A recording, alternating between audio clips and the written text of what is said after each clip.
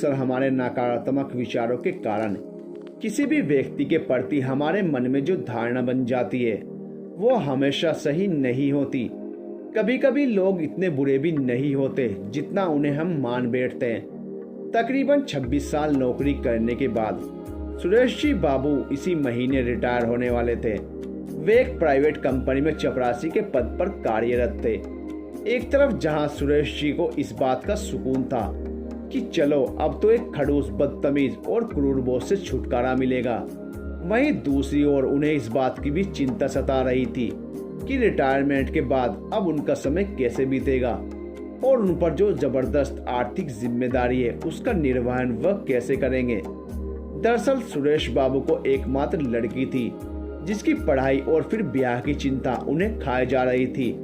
Retirement के बाद इस महंगाई में घर के खर्चे के साथ साथ बेटी की शादी उनके लिए एक बड़ी चुनौती से कम नहीं थी।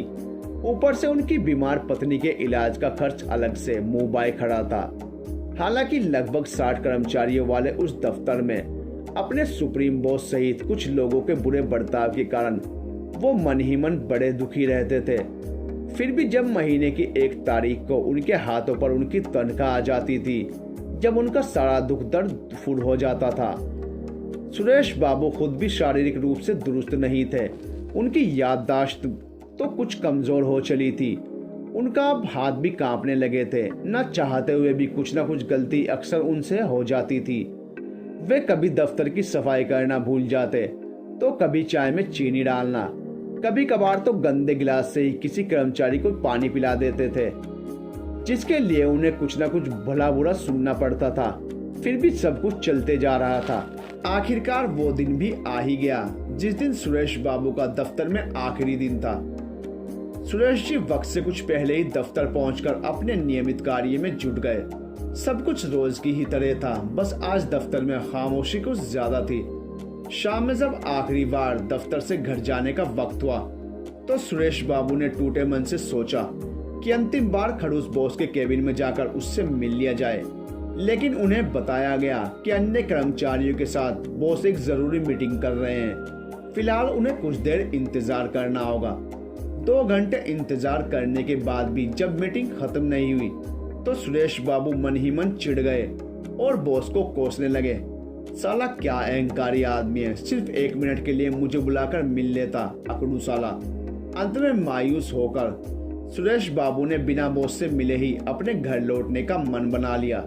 तभी किसी ने आवाज लगाई, साहब तुम्हें बुला रहे हैं। सुरेश बाबू झटपट अंदर दाखिल हुए, लेकिन बॉस के केबिन का नजारा कुछ बदला बदला सा था। सुरेश जी को देखते ही सभी कर्मचारियों ने जोर से ताली बजाकर उनका गर्मजोशी से स्वागत किया।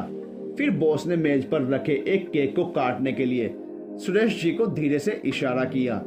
पार्टी समाप्ति के बाद अब बॉस ने बोलना शुरू किया, सुरेश, हम सब ने आज मिलकर सामूहिक रूप से ये फैसला किया है कि तुम्हें फिलहाल नौकरी से कार्यमुक्त ना किया जाए और तुम्हारी सेवाएं पहले की तरह ही बहाल रखी जाएं, क्योंकि हमें एक ईमानदार, जिम्मेदार और वफादार व्यक्ति की सख्त आवश्यकता है।